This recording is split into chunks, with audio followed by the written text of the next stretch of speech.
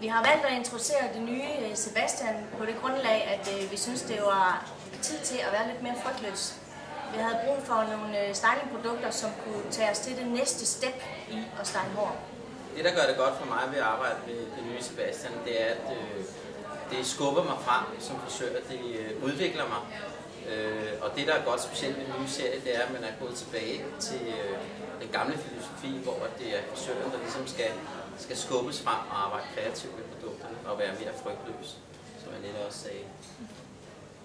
Forskellen på den nye og den gamle linje er, at man for det første har gjort det mere simpelt, og på det grundlag måske har taget nogle produkter, som tidligere har været sådan meget adskilte og puttet i et produkt.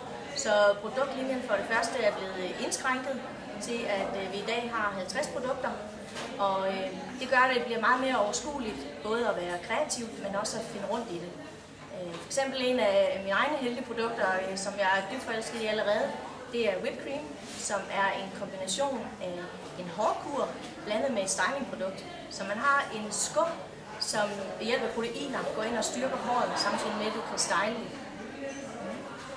Og jeg er specielt glad for f.eks. Potion Light, som er en videreudvikling af Potion Eye, som er et produkt, som plejer håret, giver en lille smule kontrol over håret og en minimal fylde, og egner sig utrolig godt til vores skandinaviske hår. Og så er der så Hello Mist, ja, som regner ned med gloss. ja.